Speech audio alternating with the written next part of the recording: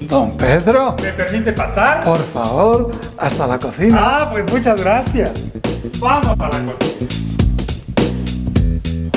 Hoy tenemos la inmensa suerte de contar en Hasta la Cocina con don Pedro Sola, don Pedrito, uno de los personajes más queridos y más admirados de este santo país y obviamente también por parte mía, don Pedro. Yo te lo agradezco mucho que me hayas invitado y dices don Pedro Sola, Pedro Sola. Fíjate que yo cuando era niño era Pedrito porque mi papá era Pedro. Después cuando ya empecé yo a trabajar, pues era yo el licenciado Pedro Sola. Y cuando empecé a hacer la televisión, Juan José Origel, que le encanta hablarle en diminutivo a la gente, a Pati no le podía decir Patita, porque pues, ya Pati es un diminutivo, pero a Marta Figueroa le puso Martita y a mí soy Pedrito. Y desde entonces, Pedrito. Pedrito. Y me encanta.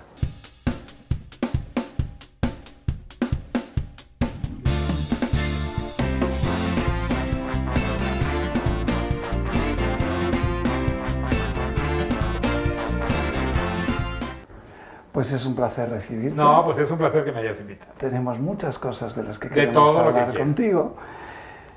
Y bueno, pues ¿qué puedo decir de un personaje, como decía antes, tan querido y tan admirado y sobre todo tan seguido, que ha tenido la inmensa capacidad de pasar de ser economista, sigue siéndolo, pero de ejercer la profesión en la Secretaría de Hacienda, que como antes decía, es algo como muy serio y muy, y muy riguroso, y que a los profanos nos da un miedo terrible.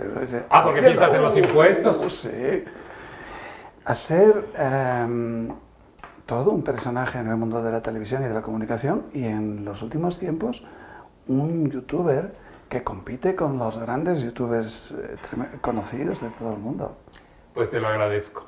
Fíjate que en esto que me dices de que empecé a trabajar en la Secretaría de Hacienda, era en 1968, yo estaba en la universidad porque soy generación de la Escuela de Economía, que ahora es facultad, 1965-1969. Salimos hasta el 70 por el conflicto que hubo estudiantil aquí en el 68. Y un día estando yo con mi mamá, que era secretaria importante, de un personaje importante, de donde yo trabajaba, en una boda, el jefe me dijo, ¿y tú qué haces? Le dije, pues yo estudio. ¿Y en qué trabajas? No, pues yo no trabajo. ¿Cómo? Y en ese momento le habló a no sé quién, al día siguiente le dijo a mi mamá que llevara todos mis documentos y así empecé a trabajar. Te puedo decir, y eso me da un enorme orgullo, que nunca he ido a solicitar trabajo y que nunca he estado sin trabajo. Cosa que ¡qué barbaridad! Es una cosa como de la providencia, ¿verdad? ¿Buena estrella? De buena estrella. Entré a trabajar en junio del 68 a la Secretaría de Hacienda y mi primer trabajo, como todavía no estudiaba, no terminaba yo la carrera, era, yo hablo inglés y hablo francés, porque tuve la suerte que mis papás me mandaron en primaria a una escuela en inglés y luego en la secundaria en una escuela en francés. Entonces, mi primer trabajo fue traducir del inglés y del francés al español algunas cosas. Después leyes y cosas así. Total que después ya empecé, cuando terminé la carrera en el 70, empecé a ejercer como economista y poco a poco, pues ahí fui trabajando en Hacienda hasta el 76, que cambió el sexenio de Echeverría a López Portillo, y todo el área de comercio, yo trabajaba en el área fiscal de comercio exterior, la mandaron a la Secretaría de Comercio. Y ahí trabajé hasta el 91 y luego de allí hice 2, 3 cositas que no eran lo mío porque una amiga me invitó a trabajar en una agencia de viajes, que me encantaba el hecho de los viajes porque es una cosa que me encanta, pero no era lo mío. La preocupación, la angustia de que las cosas no dependen de ti, sino de terceros, se necesita un temple de acero. O también cuando la gente llega y te dice, no sé si a Río de Janeiro, a París o a Cuernavaca, ¿qué me recomiendas? Manzanillo. Manzanillo, exactamente. Manzanillo. No, o que te piden algo de viaje, que a mí yo lo he hecho y después me da una vergüenza horrible, y cuando ya tienes todo armado, te hablan y te dicen, me vas a matar, pero tengo que cancelar. Y pues ni modo, así es la chamba. Pero de repente mi mamá, que me veía que no era yo muy feliz, Mi hermana era funcionaria de una institución que se llamó Empresas de Solidaridad y le pidió que me ayudara a entrar. Ella trabajaba en Veracruz, pero yo empecé a trabajar aquí. Pero todo siempre ha sido, de alguna forma, porque tengo buena suerte. Llego a trabajar allí. Seguramente, aparte de la suerte, bueno, hay más cosas. Algo más, pero llego a trabajar allí con el director general, era muy amigo de mi hermana, y entonces me dijo, aquí no hay lugar para que te sientes, así es que tú vete a trabajar a tu casa y te voy a encargar un trabajo X. Yo en esa época no tenía computadora en la casa, entonces yo hacía mi investigación, pero no tenía en dónde plasmarla. Ajá. Fui un día a la oficina y le dije, entré a hablar con él y estábamos platicando, y le dije que necesitaba yo sentarme en algún sitio donde hubiera una computadora, pero en eso, te digo, si no tengo suerte en la vida. Entra un director y un subdirector y se levanta mi jefe y empiezo a oír la conversación y hablaban de un problema de la harina de Barbasco, de la producción de Barbasco y de la harina de Barbasco, porque había unas empresas de solidaridad que hacían harina de Barbasco. Y casualmente yo había hecho en mi anterior trabajo en la Secretaría de Comercio un trabajo intensísimo sobre la harina de Barbasco. Y estaban diciendo imprecisiones en relación con este asunto. Entonces yo intervine, dije, discúlpeme que los interrumpa, pero la cosa no es así. Y yo empecé a decir, me dijo, a ver, vente para acá. Y ese día cambió mi suerte porque me dijo, te vas a trabajar con ellos, con este proyecto de la harina de Barbasco, lo que te había yo encargado, olvídalo. Y no tenía yo escritorio. Entonces el subdirector tiene un escritorio y yo me sentaba enfrente de él. Había veces que llegaba, no había sillas porque estaban en alguna oficina, en alguna juntita. Yo volteaba un bote de basura, me sentaba, pero eso fue en 1993.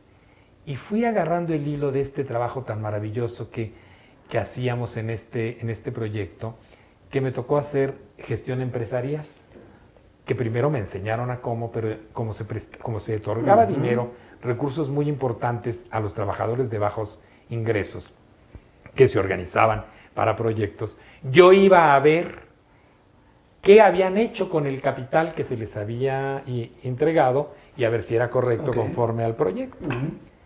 Y entonces, pues, si ahora soy la estrella de la televisión, me volví la estrella de ¡Eso, mero! No, es una broma, pero sí, realmente. Ay, ¿cómo estás? Mi niño, perdón, muy buenos días, mi patroncito. Perdón, estoy muy emocionada de que está aquí Pedrito sola en la cocina, mi niño precioso. Qué buenas amistades tienes, ¿verdad? De veras, ¿Se llama Cleo? No, soy ya. Sí, soy su Cleo. Es Olga Zana. Olga Zana perezosa. Realmente no sé por qué. No, porque trabaja bien. Fantásticamente bien. Y yo quisiera trabajar más con este ingrato, pero no se deja. ¿Cuál es su apellido? Perezosa. Olga Zana perezosa. Exactamente. En fin. Eres bienvenido, Gracias, Pedrito. La gracias, historia Olga. está fantástica, pero eso solamente también se le da a personas con talento y con ganas de trabajar. Bueno, porque el que no quiera trabajar, mi niño. Desde luego, hay muchas más cosas. Qué bueno eres, considerando que todo es cuestión de suerte. No es así, pero bueno, de todas las maneras. Está bien que lo digas. Está bien, seguro. Pedro, hay muchas cosas. Antes de llegar al momento economista que por una serie de circunstancias acaba trabajando en instancias del gobierno y termina llegando a la televisión, ¿no? Y la primera que se me ocurre es qué sucede en el momento en el que decides que también puedes ser conductor de televisión, y antes, otra que no va muy ligada, ¿cómo era la enseñanza de económicas o de economía en tu momento? Antes me comentabas que era una cuestión más teórica que de práctica. En los años 60, ahora la economía, Pedrito, de repente... perdón, vamos a ir a un corte. Luego nos respondes. Pero ahorita, Vamos y volvemos. Encantado de bailar contigo, sin descanso toda la noche. Ay, pues ya regresamos, chamacos, con este gran invitado que es mi Pedrito Sola, que quiero y amo con todo mi corazón. Lo tienes que saber, chamaco. Tengo hambre, Porque, oiga. no, ahí voy con ¿qué les parecerían? Unas quesadillas a la sola. Me parece muy Comestibles. bien. ¿Sí? Comestibles. Comestibles totalmente, mi niño, como yo, cochinote. Perezosa, un respeto por el invitado. Qué llevada la muchacha. No, ¿Qué va a perdón. pensar? Ya me voy a portar bien, pero fui a un lugar donde venden quesos y yo voy a poner una también, Bueno. una quesería. Y se va a Bueno, llamar bueno. Quesería de mi Quesería. sentir. Se las voy a hacer ahorita. Regresamos a la cuestión de cómo era la enseñanza en la universidad. En los 60s. Sí, en tu caso. Fíjate que en mi caso, en economía. que era escuela de economía porque todavía no era facultad, Ajá. todavía no había doctorados y demás, la enseñanza era muy teórica. Realmente, y creo que a mí me fue bien por eso, porque a mí la matemática no me entra muy fácil. Había clase obviamente de estadística, Claro. había unas matemáticas muy elementales, pero todo se refería al socialismo y al comunismo y a la filosofía y de económica y demás. Entonces, ahora no, ahora la economía son puras matemáticas y demás. Para mí, que no soy muy bueno en eso, pues me fue bien porque todo era un poco de memoria y yo tengo la suerte que siempre he tenido buena memoria. Entonces, pues yo te voy a confesar algo. Aunque no entendiera, yo me lo aprendía de memoria, lo repetía y como siempre ponía cara de listo, Qué bueno. pues me iba muy bien. Así era la enseñanza en esa época. Yo salí de la universidad en el 70 porque, como te dije, me tocó el 68, Punto esos 6 importante, meses. punto importante. Que a mí, ¿Cómo? ¿sabes cuál era más mi preocupación? Que en el 68 no hubo grupo de teatro activo. Ah, Entonces, caramba. yo como nunca me he metido en política, en un principio cuando empezaron las manifestaciones que salían de ahí del Museo de Antropología rumbo al Zócalo, pues yo iba con un grupo de amigos y amigas, no de la universidad, sino de antes, y caminábamos un poco hasta ahí a la calle de la Fragua, en donde había una cafetería, y entonces, pues ahí nos salíamos de la manifestación, nos metíamos a tomar café, y como tenía una amiga rica que tenía chofer, iba el chofer por nosotros, y nos regresamos. Pero además en esa época yo ya trabajaba en la Secretaría de Hacienda, entonces me tocaba desde dos lados y desde dos ángulos el asunto del movimiento estudiantil, porque por un lado era yo burócrata, del lado del gobierno, Claro. y por otro lado era yo estudiante, del lado de los estudiantes, pero como nunca te digo me metí, pero una vez estando yo en Palacio Nacional, que ahí trabajaba yo, ahí estaba en las oficinas de la Dirección General de Estudios Hacendarios, se llamaba, un día nos llamaron a todos los empleados y nos sacaron de a poco a la plancha del Zócalo. Yo por suerte me quedé pegado al Palacio Nacional, en donde se podía entrar y salir, no como ahora, y estaba abierta la puerta central, y de repente hubo una cosa que se llamaba el desagravio a la bandera, porque el día anterior los rijosos estudiantes habían ido y en el asta bandera que estaba en medio de la plancha, subieron una bandera roja y negra de huelga, y entonces pues era como una ofensa Claro. a la patria. Entonces de repente, bueno, bajaron y y había trompetas y demás, bajaron la bandera roja y negra y empezaron a subir la bandera nacional. Y de pronto se oyen unos balazos que yo nunca había oído. Y por un lado veo que del lado de acá, por un costado de la catedral, entran unas tanquetas de esas de ruedas de llanta, con tanquetas del gobierno, del ejército, y unos muchachos gritaban por allá. Yo estaba pegado a la pared. Yo dije, no, quién sabe qué va a pasar, y como soy muy miedoso, me metí. Y me regresé a la oficina. Pero hubo cosas terribles porque no hubo muertos, que yo sepa, pero los soldados que estaban apostados en la puerta central de Palacio la cerraron. Pero hay que recordar que en el gobierno trabaja gente muy mayor. Y toda esa gente que salió de a poco y que se fue a parar a la plancha del Zócalo, oye los balazos y empieza el movimiento, y en la histeria empiezan a cruzar corriendo personas ya muy mayores y se encuentran con la puerta del Palacio Nacional cerrada. Eso yo me enteré después. Yo me subí a la oficina, mi mamá ahí trabajaba, y le dije, oye mamá, algo está pasando. Total que nos salimos por detrás, caminamos por Correo Mayor, y una amiga de ella, que tenía su coche estacionado por allá cerca, nos fuimos caminando, tomamos su coche, pero lo que era increíble es que Acá en el Zócalo se oía todo este escandalazo de la balacera, los gritos, las porras y una cosa muy tremenda. Y llegabas a la calle no sé, ahí por Correo Mayor, que salías a Izazaga. Ajá. Y ahí no Estaba pasaba tranquilo nada. todo. La gente entraba y salía, compraba sus cosas. Realmente fue una época difícil. Se perdieron 6 meses de clases en la universidad. Ocurrió todo lo que ya sabemos, hubo muertos, hubo heridos, hubo gente muy lastimada. A mí afortunadamente nunca me pasó nada, yo no me metí en ningún lío. Y lo que te preocupaba era que no había teatro, mi clase de hacer teatro. teatro. Sí me preocupaba lo que pasaba, porque no puede uno quedar exento de una situación Claro, tan seria que estaba ocurriendo en el país. Pero al final de cuentas, en aquella época el periodismo no era como el de ahora, no era tan inmediato. No, y ahora además que la perspectiva que se tiene de las cosas es después, en el momento en el que se vive. Bueno, si no te toca directamente, como que Exactamente. no te enteras mucho. Fíjate ¿no? que me tocó directamente, no indirectamente, pero muy cercano, una compañera de trabajo que vivía en Tlatelolco. El día 2 de octubre ella tenía 2 niños, uno de 15 y uno chiquito, y en la tarde estaban ellos en su casa y el grande salió a comprar algo para darle de merendar al hermano y merendar él mismo y desapareció. Ah, caramba. Y lo encontró esta señora un mes después en el campo militar número 1, que lo tenían ahí detenido y enfermo de hepatitis.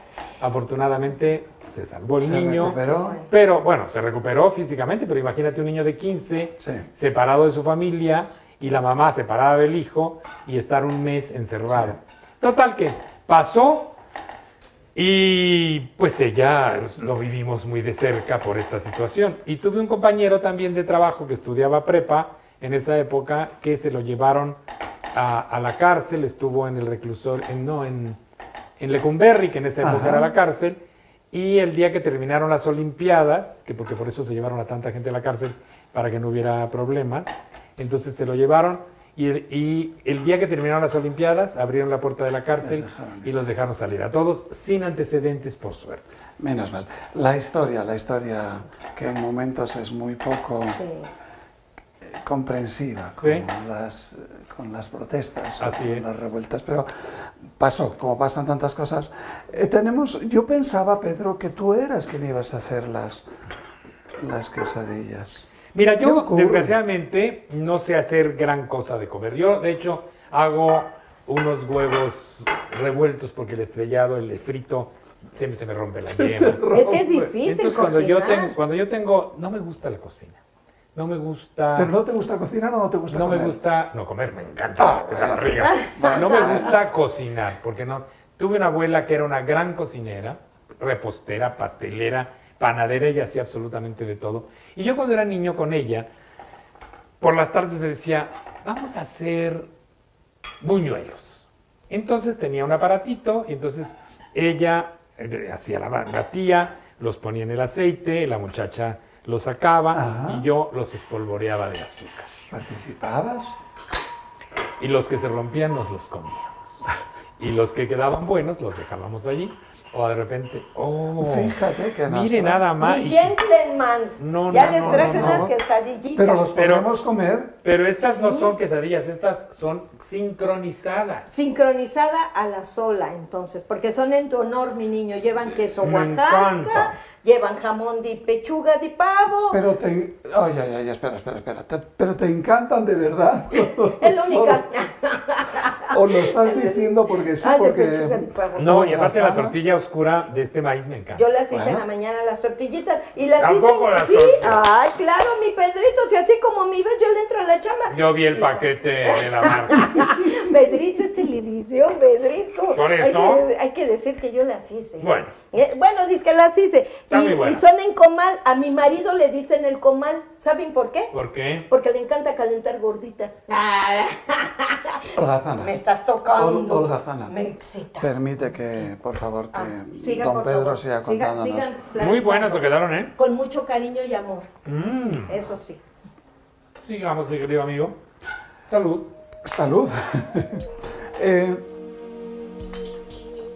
¿Cuándo y durante cuánto tiempo tuviste la idea de convertirte en sacerdote y por qué cambiaste de... Mira, yo de pronto tuve, después de 21 años en la Secretaría de Hacienda y Comercio, ¿Qué edad tenías en ese momento? tenía yo 30 y pico, 40 y... O sea, que sería una vocación tardía, entonces.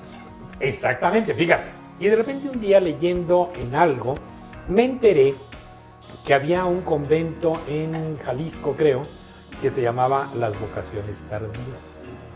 Y entonces empecé, no había internet, Ajá. revisé y me di cuenta que los hombres se podían, y en ese momento, aunque ya estaban mayores, podían tomar en el seminario, podían ser sacerdotes o simplemente podían ser... Pero tenías que estudiar teología. Ah, no, todo. Tenía O sea, que hacer la formación hacer la completa. carrera de Claro. sacerdote Ajá. o de monje. Sí, sí. Entonces estaba yo un poco desilusionado de la vida y quería yo hacer un cambio, no sabía qué hacer. Me había yo salido de trabajar en este confort que tenía yo, donde yo trabajaba, en donde me pagaban bien. En ese momento no estaba teniendo un buen ingreso. Afortunadamente tenía yo un colchón porque siempre he sido muy ahorrativo. Y le comenté a mi mamá. Mi mamá, que era una mujer genial. Le dije, fíjate mamá que he estado pensando en esto. Y me quitó la vocación simplemente por esto. Me dijo, ¡tú! Muy alentador no parece. Se me acabó la vocación Bueno, qué rápido. del sacerdocio. Eres hombre de decisiones. ¿Sabes que en mi casa nunca fuimos repentinas? muy religiosos? Mi papá, aunque sabía de todo, porque aparte él había estudiado, y te digo que nació en España a principios del siglo pasado, tú lo sabes, cómo era la época, era, todo Sí, era... sí. Bueno, de hecho, la familia es muy pequeña, porque excepto la familia de mi papá, sus hermanos, y ya, todos los primos fueron monjas y monjes y curas y demás. Qué Cuando barbaridad. tuvieron hijos, se murieron y se acabó. Y el papá de mi papá, mi abuelo Pedro, él dijo, en esta casa ni monjes, ni curas, ni toreros. Ni actores tampoco, porque tampoco estaba Pero muy de fíjate que no acuerdo. lo metió. No, eso no. Mi papá es el que no estaba de acuerdo. Pero el abuelo no permitió que fueran, porque mi papá cuando estudió, los jesuitas me contaba que se lo querían llevar a estudiar con ellos. Porque seguramente le vieron alguna aptitud, pero el papá no lo dejó. Como no me dejó mi papá ser actor, y entonces, no. Bueno, por lo que he podido hablar contigo y por lo que he leído de tu biografía y de tu trayectoria profesional, veo que eres un hombre que cambia con relativa facilidad de profesión, que se adapta maravillosamente a las nuevas, no solamente a los nuevos trabajos, sino a las nuevas tecnologías y un montón de cosas. Y llega un momento en el que compartes tu trabajo como economista con la televisión. Pero esto lo hablaremos después de Me la parece muy bien. Regresando, Y regresando, el corte mientras me como mi quesadilla. aquí tengo como una docena más. Oye, acá. Encantado de bailar contigo, sin descanso toda la noche. Uy, seguimos aquí con mi jefe y con mi Pedrito Sola. Me voy a retirar. No, no me gustaría comerlo. Olga. Perdón, es que pensé que ya no, pero ya me voy y los dejo que sigan platicando. Por favor. Con Gracias. permiso, mi niño. A trapear. Pedro, Diga usted. ¿de qué hablábamos? Pues no sé, usted debe saber, tiene el guión. El guión lo estoy improvisando porque es tan Estábamos hablando interesante. de la educación en la universidad de los 60. También hablamos del 68, que se me tocó muy Exactamente. de cerca. Yo terminé mi carrera y me recibí. Te voy a contar rapidito. Yo empecé a hacer una tesis con la cual no me pude recibir por alguna razón que no viene al caso. Y después hice otra que la hice al vapor. La primera estaba muy bien hecha. La segunda, con la que me recibí, no estaba, era más que una compilación de una serie de traducciones que yo había hecho. Las acomodé y con esa me recibí porque era urgente que yo me Ajá. recibiera. El caso es que trabajé en la Secretaría de Hacienda hasta el 76. Ahí, cuando terminó el sexenio de Echeverría, que Echeverría no salvó a los burócratas de trabajar los sábados, porque los horarios eran de 8 a 2:30 y de los sábados de 8 a 1. Y entonces nos recorrieron el horario de 8 a viernes, de 8 a 3, y nos quitó los sábados. Ah. Eso es lo único que creo que Echeverría hizo bien. Bueno. Gracias, señor, donde se encuentre. Bueno. Y nos pasaron a Comercio, que era una secretaría que estaba ahí en la calle de Cuauhtémoc 80, que se cayó en el 85 con el temblor, y era una ruina de secretaría. Y nosotros veníamos de una secretaría de primer orden, que era Hacienda, y afortunadamente cuando llegamos todo empezó a cambiar y se convirtió la Secretaría de Comercio igual en una secretaría de primer orden. Ahí trabajé hasta, bueno, se cayó el edificio en el 85 y nos fuimos a trabajar a otro lado, en otro edificio. Trabajé hasta el 91, que me salí de ahí. Todo 92 trabajé en algo que no era cuando quería ser cura, y porque estaba yo desilusionado y triste. Y entonces, y después entré a trabajar a empresas de solidaridad, que fue un trabajo muy bonito porque no era muy bien remunerado, pero lo que sí es que conocí gran parte del país de una manera estupenda, porque yo estaba acostumbrado a trabajar con el sector industrial y conocí el sector social del campo, los empresarios de bajos ingresos que se juntaban en sociedades que el organismo les organizaba, les daba el dinero, y yo iba a hacer la gestión empresarial, y un año después de que se había entregado el recurso, uno veía, hubo mucho latrocinio, Claro. pero uno veía el resultado De maravilloso de toda esa gente que estaba trabajando y que tenía Pero era consecuencia de lo que tú de hacías. lo que estaba haciendo el gobierno. Claro, bueno, entonces tú eras quien yo era parte, Claro. yo me revisaba, pero te voy a contar. Cuando estaba yo ya haciendo Ventaneando, que yo trabajaba en las dos partes, un día, por alguna razón, yo empecé en enero, dejé de ir a hacer la gestión.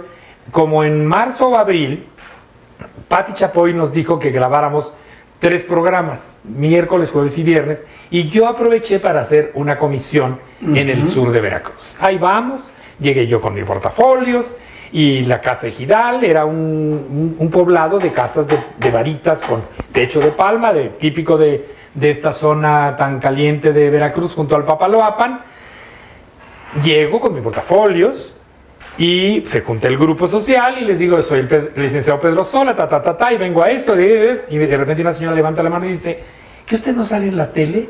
Y se acabó el licenciado Pedro Sola, y era Pedrito, el de la tele, el que había llegado, y ya nadie me hizo caso, ya se desvirtuó mi chamba, yo tuve que hacer un esfuerzo porque claro, yo me engolosinaba, ¿no? Ricky Martin, Italia. Y entonces yo tuve que empezar a hacer un esfuerzo. Ajá. Después me di cuenta por qué. Me invitan a comer a una de estas casas, que eran unas casas pequeñitas de varitas, en donde hay 2 espacios, uno en donde duermen y otro en donde cocinan y conviven y comen, con piso de tierra, y había una televisión de este tamaño, en donde esta gente veía la televisión y me veía. Es decir, que el personaje público supera al oficial, claro. al representante de un organismo oficial. Imagínate nada más, entonces, pues... Pero tú ya, espera. ¿Cómo fue tu llegada a la televisión? Pues luego llegaremos a nosotros. Mi amiga, yo tenía una gran amiga que era la señora Carmen Armendáriz, la viuda de don Pedro, el Viejo, y por ella conocí a su hija Carmen Armendáriz, que es productora todavía ahora en Televisa. Ajá. Y ella producía un programa que se llamaba La Hora Marcada, y como yo era actor, según yo, bueno, había hecho mucho teatro en la universidad, ella me invitó a hacer 3 horas marcadas, ese fue mi primer acercamiento con la televisión, pero como actor. Ok. Y ya. Pero ella, trabajando allá, me dijo, un día tú y yo vamos a hacer un programa de crítica de la televisión. Y cuando abrió TV Azteca y ella había salido de Televisa, pues presentó un proyecto y me habló para que yo hiciera el piloto, junto con Juan José. Y tú estabas encantada porque venías de hacer... Ya no hacías teatro en ese momento. No, porque yo trabajaba, yo no tenía oportunidad, y entonces ella me invitó y yo fui. Además hay un dicho que dice, el que nada sabe, nada teme. Yo me senté, me dijo, tú platícale a la cámara como me platicas a mí en mi casa o en la tuya. Fue lo que hice y me valió para que en la televisora consideraran que yo era importante para hacer este programa, y eso el 22 de enero de 1996 salimos al aire, y hoy, 23 años y pico después, seguimos. Ahí, Impresionante. ahí seguirán todavía. Dios Pedrito. quiera que sí. Impresionante, es la construcción de un personaje absolutamente irrepetible, original Fíjate que- y único. Pues tuve la suerte, porque yo no soy periodista y a mí el periodismo no me encanta, porque yo, como periodista, se tienen que hacer preguntas incómodas. Yo, si te vengo a entrevistar a ti, jamás te voy a hacer una pregunta Soy incómoda. periodista. Pero yo no. Entonces, de repente... No, pero yo no te haré jamás una pregunta incómoda. No, por eso te digo, pero de repente los periodistas... Y ahora más, Pedrito. Pero yo soy bonachón, Sí. Sí. yo soy... Y así te Sí, quieren. Está y mal por que yo eso lo te diga, quieren. pero yo soy una buena persona. Yo siento que soy una persona que soy Sí. incapaz de un doblez. Chismoso sí soy, pero si el chisme... Pati Chapoy tiene una frase que es muy importante.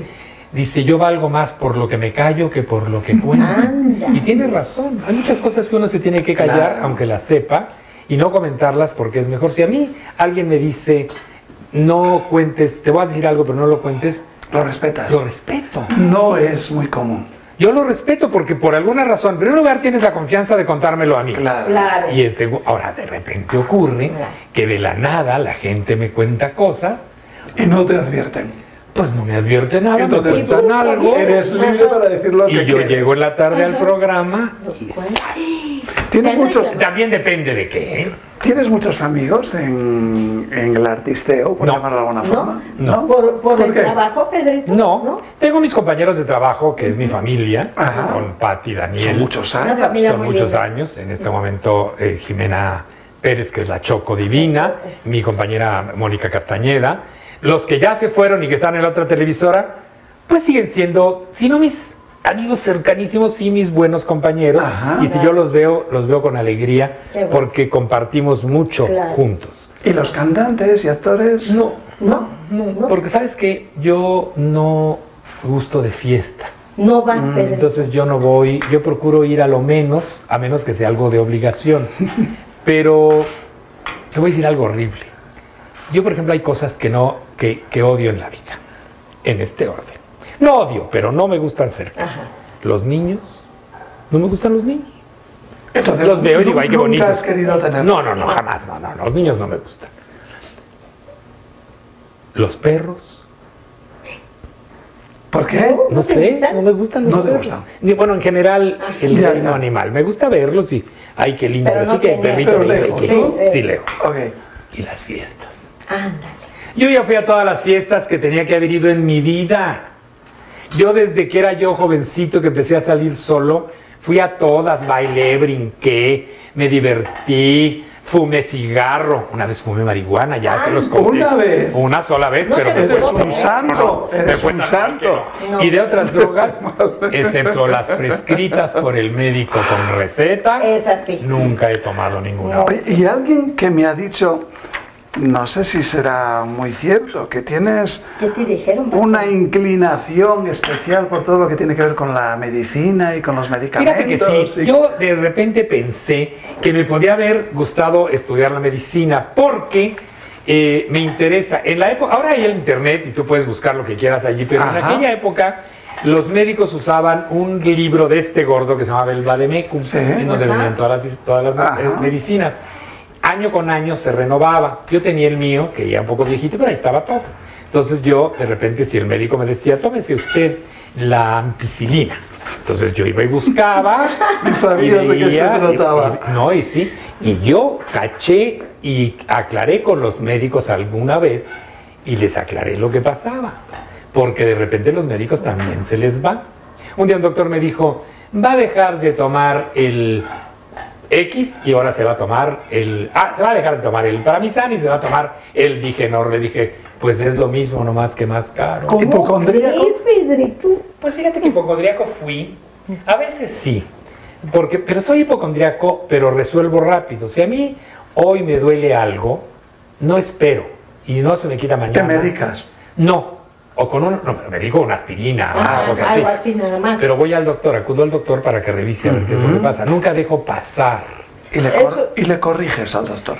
Bueno, es que hay veces que los doctores también meten la pata. Los doctores son tremendos. Yo Y, Platica, Pedrito. Perdón, bueno, perdón. y ahora ya no te venden nada sin Sin receta, receta. pero aquí en México ya ves que antes se vendía todo sin receta. Pero sí de pronto me hubiera gustado estudiar medicina, pero lo que no me hubiera gustado es entrar al quirófano. Y el que estudia medicina tiene que entrar al quirófano, tiene que trabajar con los cadáveres, con abrir todo eso. La especialidad que más me hubiera gustado de la medicina es ser internista. El médico que diagnostica y que simplemente... Oye, yo no sé si tú te acuerdas, pero cuando yo era niño, me ponía malo de algo, mi mamá y mi abuela llamaban al doctor, al pediatra, llegaba... Y lo primero que hacía es verle la boca, los ojos, la lengua, y de repente las enfermedades... Y con el estetoscopio. Con el estetoscopio, te abrían, te enseñaban la barriga, te tocaban, y te decían, tiene rubiola, tiene escarlatina, tiene varicela, tiene sarampión. Yo tuve todas las enfermedades virales de la infancia, porque no había vacunas.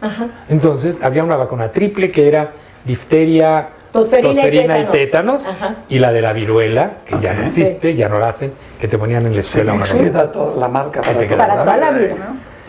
Entonces, afortunadamente tuve esas enfermedades de niño y fueron muy leves, y entonces quedé, pues como inmune a todo aquello. ¿No?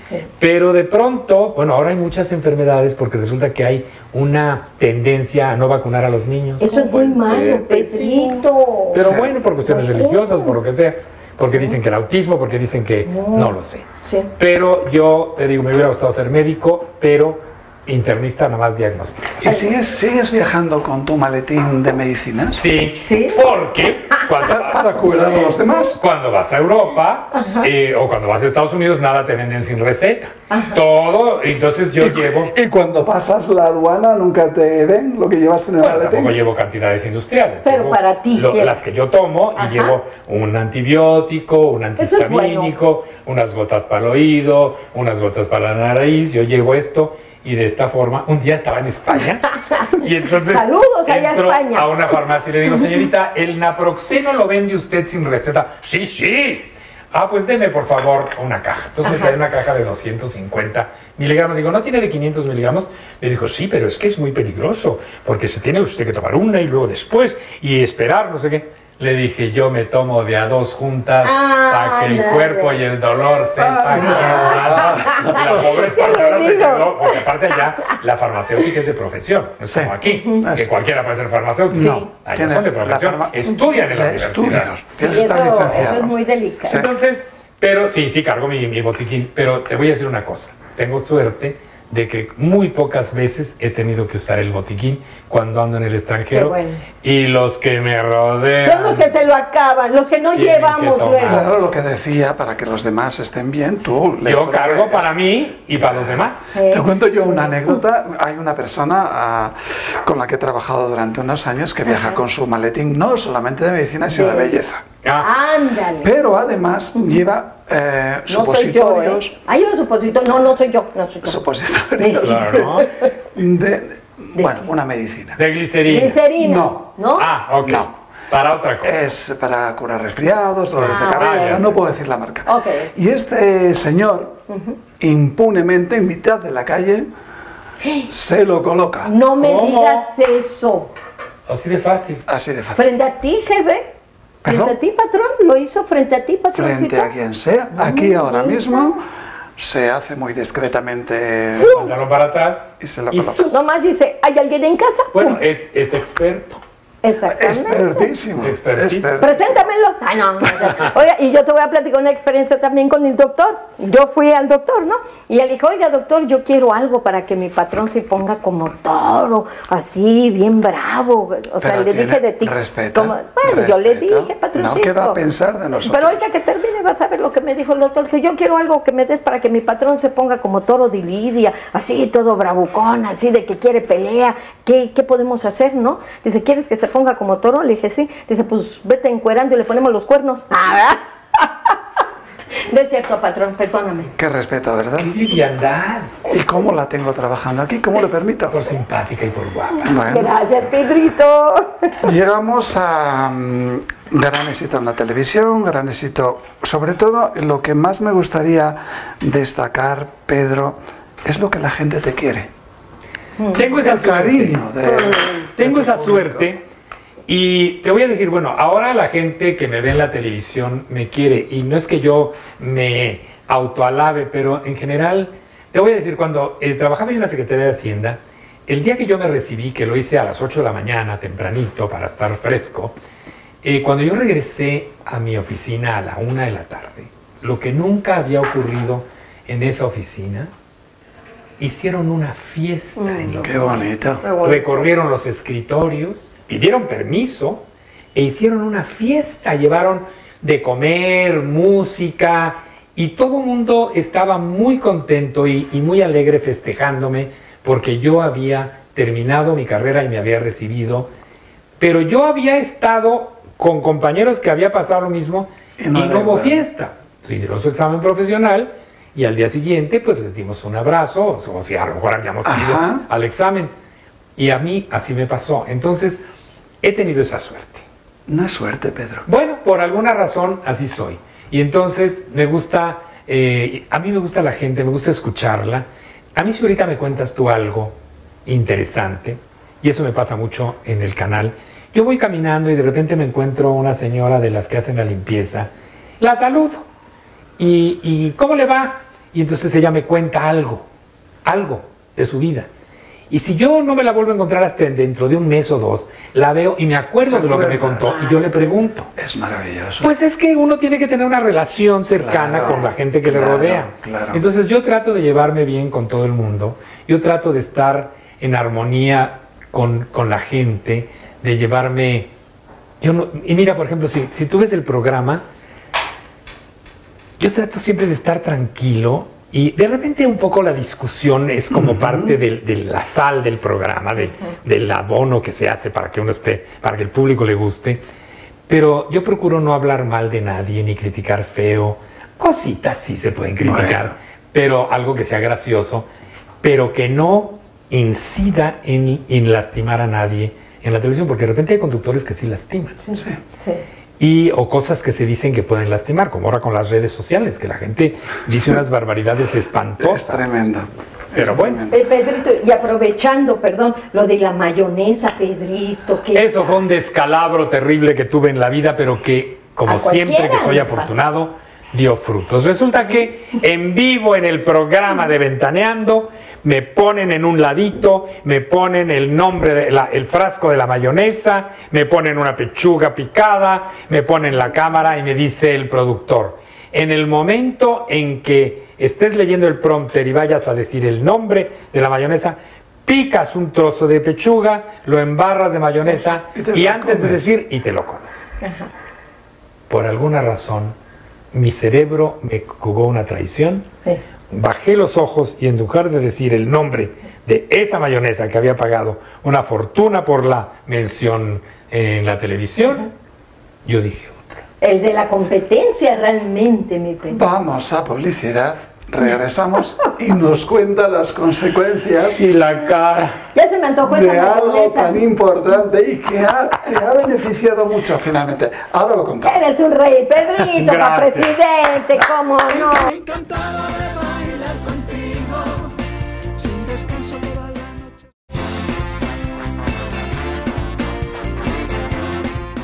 Regresamos con Pedrito ya a estas alturas y personaje Y de terminando televisión. lo de la mayonesa, ¿la pagaste, Pedrito? Ese día fue uno de los peores de mi vida porque pasé una vergüenza, porque además, sobre todo era una cuestión profesional, era una cuestión de trabajo, y yo sé lo que cuestan las menciones comerciales en la televisión, y me equivoqué de una manera brutal, mi cerebro me traicionó. Sí me costó una lana, afortunadamente la pagué en abonos. ¿Se puede Dio saber cuánto? 75,000 pesos, Ay, tuve que pagar en Pedrito. abonos ¿Cuánto de a tiempo 5,000, pues hace muchos años, no sé. Serían como muchos. unos 150 de ahorita, No sé, Pedrito. pero no más. Más, ¿verdad? El caso es que yo un día le pregunté al que en esa época era director general, le dije, oye, qué bárbaro, ¿por qué me cobraste la mención? mención. Al final de cuentas fue un error. Me dijo, como escarmiento para todos los Ay, demás. Dios Y tenía razón, mira. Pero ahora me doy cuenta, ahora ya me da risa, antes me daba, bueno, a veces pasaba yo por la calle Te y en lugar de decirme, ay, mira, ahí va Pedrito, ay, ahí va mayonesa, y decían el nombre. No. Un día me encontré en el aeropuerto a un señor que me dijo que era director de esa empresa que fabrica esa mayonesa y me dijo, ¿usted no se imagina lo que ocurrió con su error en la televisión y lo bien que nos fue. Le dije, pues me hubieran contratado. Claro, Te han pero hecho- de por lo imagen. menos debían haber pagado la sanción. Pues bueno, Lo No, pero se lo hubieran llevado pero de mira, imagen, pues. la sanción quedó pagada porque esto me hizo caer en un grupo, en un núcleo de personas, de seres humanos juveniles que no tenía yo como público. Porque estos niños que no me conocían, de repente crecen, entran al internet y descubren que yo me equivoqué con la mayonesa, o que bailé y moví las nalgas y la panza, y que se han hecho memes. Y entonces, esa razón, de repente empiezan a buscarme en la televisión. Ajá. Y el público juvenil, infantil, bueno, no, adolescente Los y millennials, juvenil, ¿no, Pedrito? empiezan a crecer como público del programa. En parte a lo mejor gracias a mí, y la gente empieza a verme en la calle, y en lugar de que sea la señora que me para y me dice, ay, me puedo sacar una foto, o quiero una foto para mi abuelita, o mándele un mensaje, los niños, de repente viene la mamá y me dice, ay, Pedrito, ¿podría usted sacarse una foto con mis hijos? Es que lo adoran. Los niños. Es decir, que llevas un nuevo Sí, público un nuevo a la público. televisión. Sí. Y esto me lleva a que tengo un sobrino que tiene una productora de televisión y me dice, ¿por qué no hacemos un canal de YouTube? Y dije, Muy bueno, bien. invita a dos personas que él conoce muy bien, y uno de ellos es, se puede decir, el realizador, y el otro es el camarógrafo, que es un genio, porque es el que edita. Ah, Y entonces, en la tranquilidad de mi casa, yo ideo los temas, me siento en un área que me gusta mucho en mi casa, donde hay unos libros. En un día grabamos 5 o 6 temas. sí. Yo nomás me cambio la camisa y me pongo otra. Tengo la suerte o la habilidad de que hablo de corridito. Porque la gente no habla de corridito. No. La gente, que yo a veces pienso, en lugar de decir la gente, como los gringos, eso se oiría menos feo, Me van a se escucharía menos Me van a dar algo. Lo bueno también es que a través de la televisión se puede editar. Entonces, estos amigos, uno de ellos se llama Abacuc, que me encanta el nombre, cuando termino una idea o termino de grabar, me dice, te faltó tal cosa, o creo que hubieras podido también hablar de tal otra. Retomo, grabo, y en la edición meten Bueno. esa parte. Pero es apasionante, Pedro, porque es una vida de constantes transformaciones. ¿Sí? Y a la edad que tengo 72 años, yo nací el 28 de enero del 47, Espléndidamente me llevado. siento bien, siento que yo a veces les digo, esto no es caspa, son neuronas viejas que se me han salido, pero ¿No tiene caspa? pero no, claro que no, No. pero ocurre que tengo buena memoria. Fíjate que cuando yo hacía teatro de jovencillo, en 2 o 3 lecturas que le diéramos a la obra completa, yo me la aprendía completa. Yo me sabía todos los personajes. De hecho, en Todos algún los momento, personajes. y aparte, no es que yo me vanaglorie, pero yo los podía actuar. ¿Pero tienes memoria fotográfica? No tengo memoria fotográfica, porque no es de que veo y me acuerdo, no. Tengo una memoria normal, No, normal. pero no. buena. No, normal no, pero ¿Qué me va bueno. usted a enseñar? Nos va- Es un regalo, ¿verdad? Lo que Sí. le tenemos A ver, aquí a mi sí. Pedrito precioso. Le damos Le damos, mi niño, al play. y ahí está. Hay personajes que logran sobresalir dentro de su propio contexto y se vuelven trascendentes. De modo que moldean la cultura general y nos enseñan lecciones con su ejemplo. Personas tan auténticas que el mundo no quiere dejar de seguir su recorrido. Tenemos el honor de recibir el día de hoy un invitado con estas características. Cuando te mencionan las siguientes palabras, influencer, youtuber, DJ, rey de los memes, ¿qué es lo primero que viene a la mente? Seguramente la imagen de algún chavo como Luisito Comunica. Si mencionamos thumbnails en YouTube como top 5 de películas, tour de mi casa, reaccionando a mis memes, uno piensa en la Yuya. Sin embargo, en este caso nos referimos al tío Pedrito, como se hace llamar. Es decir, el conductor de Ventaneando, Pedro Sola, un economista que ahora es trending topic en internet a cada cosa que haga. El tío Pedrito logró romper la barrera de la edad y la tecnología para robarse a los espectadores de YouTube hacia su programa de TV Azteca, Ventaneando. Hablamos de trascender su propio contexto cultural, así como los obstáculos que se nos van presentando en nuestro día a día. El utilizar un error público para conquistar las redes sociales, aprovechar su fuerza y seguir evolucionando. Es de admirarse. Claro que nos referimos a la controversia de la mayonesa y el impacto. Ay, no, qué vergüenza. No solamente Por favor, del señor Sola, sino de la comunidad youtuber que ahora tiembla por la competencia. ¡Bravo! Gracias, qué bonito. Con mucho cariño. Pedro, ¿qué es lo siguiente? No lo sé, pero me encantó, ¿eh? Y les agradezco muchísimo, es muy bonito el video, me hizo recordar muchas cosas, sobre todo mis inicios en la televisión, que era yo muy joven, tenía 49 años, oye.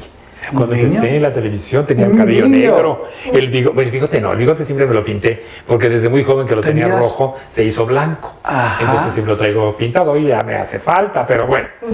Pero me hizo recordar muchas cosas, fíjate. Qué y bonito. otra cosa que ahí no me preguntaste, también hice doblaje para una película de caricatura. No lo sabía, pero cuéntanos, por Pues favor. resulta que me invitan a hacer de esta película Hotel Transilvania, no sé Ok. qué, y entonces me invitan a hacer el personaje de Van Helsing, que era el enemigo de Drácula. Y me dice el director, yo empecé a leerlo, yo no sabía lo que era doblaje, o sea, yo no sabía cómo se le hacía. Y bueno, hay una técnica y hay gente que te está ayudando y vas grabando frase por frase, y de repente me dijo, ¿podrías hacer algún tono de voz diferente? ¿Y cómo se llamaba Van Helsing? Dije, pues claro que puedo hacer. Porque además, fíjese usted, cuando yo era niño, estaba en una escuela en donde todos los niños de allí eran de origen judío europeo. Entonces, las abuelitas, iba yo a casa de mis compañeros y hablaban así. Y tenía este acento que yo hice en esta película. Y se quedó. Y así lo hice y así está la película doblada al Qué español. buena, pues Con mi muchísimas acento de este felicidades. ¡Bravo, Pedrito! ¡Bravo!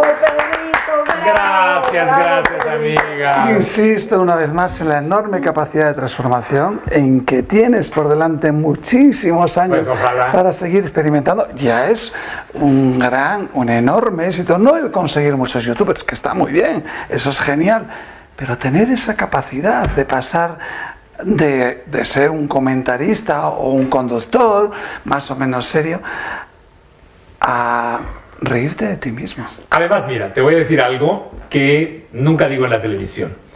Tú sabes, bueno, obviamente en este 2019 la homofobia no es tan galopante ni tan recalcitrante. Ahora ya las parejas del mismo sexo se pueden casar y Afortunadamente. demás. Afortunadamente. Pero tú imagínate que yo nací en el 47 y yo era adolescente en los 60s, en donde... ¿Cómo? ¿Y cuándo descubres? Yo descubro mi orientación desde que era yo, ahora que lo recuerdo, bueno, desde hace mucho que lo recuerdo, desde que era yo niño. Pero entonces no sabías qué era. O, No, sí, o eras pero yo consciente. tenía una cierta predilección por estar con... Yo veía a un niño de mi salón en primaria y si era bonito me parecía atractivo y me acuerdo de eso. Y en secundaria pues más porque ya eres adolescente Claro. y empiezas a ver a los niños de otra forma. Con mujeres son mis mejores amigas, pero de repente sientes que hay algo diferente. Tuve la suerte de vivir en el seno familiar de padre, madre, abuela y hermanas con una mentalidad abierta y con una mentalidad diferente a lo tradicional, sobre todo en una época que tenía yo, pues era adolescente, con unos 14, 15 años, cuando un día, pues abiertamente se comentó en mi casa y no pasó nada. Recibí apoyo absoluto. Qué bueno. Obviamente no sales con un letrero que diga Claro. esto pasa, pero pues un apoyo absoluto y sin mayor problema. Afortunadamente nunca he sido, porque de repente la gente piensa que la gente gay es promiscua y es malévola. Hubo una época muy difícil en mi vida, que fue finales de los 80s, principios de los 90s, en donde vino la epidemia del VIH, y una gran cantidad de gente a mi alrededor se enfermó y falleció. Ahora ya no se mueren, afortunadamente hay unos medicamentos que les mantienen bien. Tratamientos muy importantes. Pero en aquella época mucha gente valiosísima se murió. Y pues dices, bueno, ¿y qué fue lo que pasó? No es que haya yo vivido en contemplación así como Santa Rita de Casia, ¿no? No eres el cartujo que No, a lo mejor podrías haber llegado a ser. Pero en esta situación de que de repente es fácil el contacto íntimo Sí. por esta condición, pero yo no fui así, o sea, nunca fui promiscuo, ni nunca he sido, nunca me he inyectado drogas, nunca he nunca he perdido la conciencia, porque luego el alcohol es mal consejero, porque te tomas 2, 3 copas de más y pierdes el control, y entonces pueden ocurrir grandes cosas. Yo desde los 26 hasta los 43 tuve una pareja y me dediqué a esa pareja. Terminamos como pareja, seguimos como los mejores amigos, y ahora tengo otra pareja que conocí cuando tenía yo 54, porque aparte en ese lapso mi mamá estaba viuda y yo me dediqué a mi mamá. Mi mamá estuvo 19 o 20 años de viuda y yo me dediqué con ella porque mi mamá era una mujer tan extraordinaria, era una mujer buena conversadora, era una mujer divertida, muy inteligente, y yo pasaba la vida, paseábamos, viajábamos, viajar con ella en excursión a Europa, que es lo que más le gustaba, en camión por todo el continente. Yo me iba con ella y me encantaba porque ella se levantaba en el camión y caminaba, y yo creo que eso salí yo a ella de la platicadera. Y ella, íbamos en estos viajes maravillosos. Mi papá vivía y nosotros ya nos salíamos de viaje. Ajá. De repente mi mamá le decía a mi papá, que era bastante mayor que ella, ay, chatito, llévame al cine. Ay, yo no, estoy cansado. Y le decía yo, ay, mamá, deja ese viejo amargoso, vámonos, yo te llevo. acompañaba. Y yo me la llevaba. Entonces, esta vida con mi mamá de estos años, a mí no me hizo falta ni pareja, ni romance, ni mucho menos. ¿Y qué sucede cuando lamentablemente tu mamá fallece? Mi mamá fallece en junio del 2001 y empecé yo, pues no a abrir mi espacio, sino que de repente empecé yo como a pensar de otra forma, a tener otra concepción de la vida. Estaba yo solo, me quedé solo en mi casa, porque vivía yo solo con ella, y de repente conozco a una persona, que no voy a decir su nombre, que tenía 30 años más joven que yo. Y yo en ese momento me percato de que hay hombres jóvenes que gustan de hombres mayores. Como mujeres. Como mujeres jóvenes que gustan sí. de hombres mayores, o bueno, jovencitos que gustan de mujeres Sí. mayores. Supongo que eso también habrá. Por supuesto. Nos conocemos y un año después vivimos juntos. Y hace 18 años de esto, y soy el hombre más feliz del Muchas universo. felicidades. Bravo, lo celebramos, Pedro. Porque mira, yo estoy muy de acuerdo ahora en que se ha establecido legalmente el matrimonio entre personas del mismo sexo. No tanto, yo me doy cuenta que muchas veces la gente se casa por copiar lo de al lado.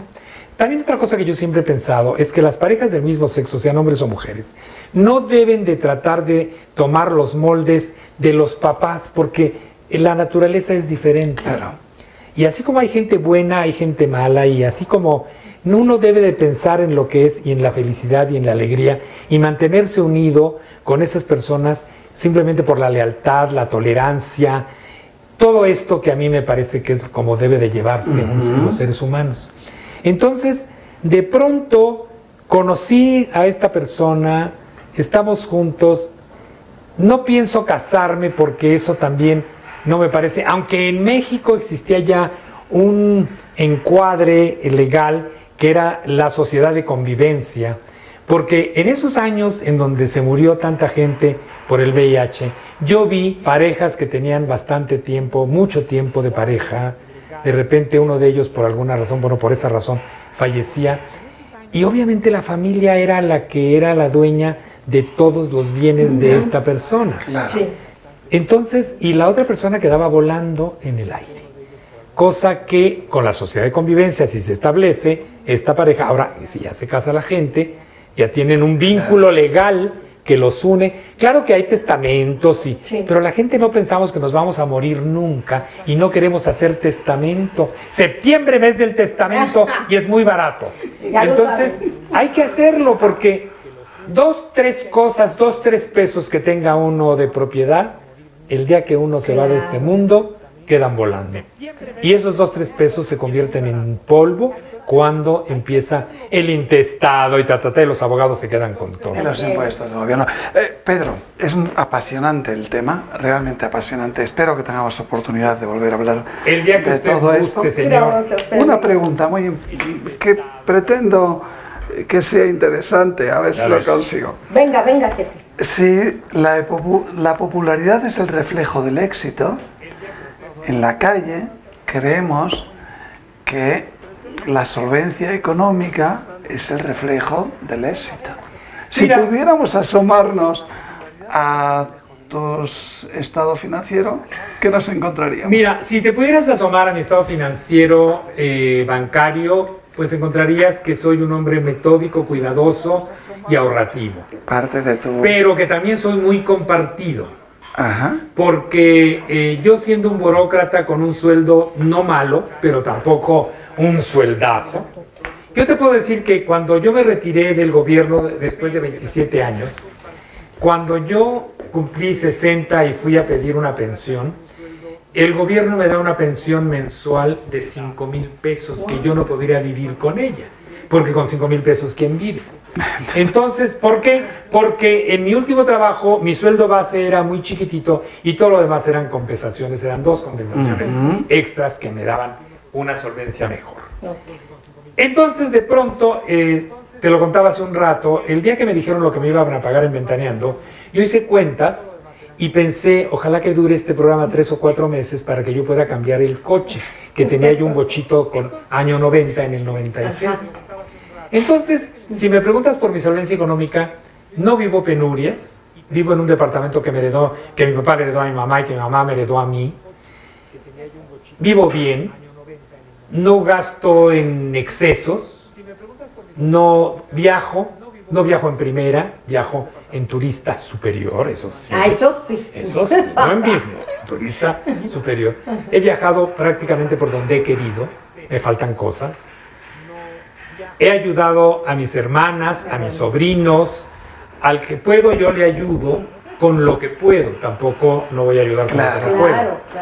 De repente hay mucha gente que se me acerca, desde que estaba yo en la Secretaría de Comercio, me acuerdo que había hacía algunos jovencillos que iban y me decían, ay, licenciado, fíjese que necesito, y ya sabes, los 50, los 100 pesos, que gracias a Dios no eran tan necesarios para mí, pero para ellos sí. Entonces yo les ayudaba y les prestaba. Ajá. A todo mundo le presto, nadie me paga. Ay, Pedrito, oye, pues préstame Afortunadamente. un pesito. Afortunadamente nunca ha sido unos préstamos muy Claro. grandes, pero nadie me paga. He procurado ir, por ejemplo, los coches, cuando te conté del coche. Pues ese año me compré, de 96, me compré un coche nuevo. Ay, qué bueno. Y así he ido comprando, y ahora manejo una Ay, de lujo, que nada más casi que le pienso y se mueve todo. Órale. Pero procuro hacer lo siguiente. No compro los coches, sino que los saco por leasing. De esta manera ahorro un poco de los impuestos y Desgrabas. voy pagando. Y luego el día que termine el leasing, antes los compraba de 2 años, ahora de 3, la camioneta saco otro leasing y esa camioneta, se la di, el primer coche se lo di a mi mejor amigo, el segundo coche se lo di a mi pareja, el tercer coche se lo di a mi hermana, el cuarto coche se lo di a uno de mis sobrinos y este coche que tengo ahorita, pues no sé. Aquí qué va a estoy, mi Pedrito, mi Pedrito. pero, y te voy a decir una cosa, y no creas que o sea, porque yo pago por quedarme con el coche, Claro. ¿sabes? Que hay un remanente Claro. allí Sí. en este ejercicio de leasing.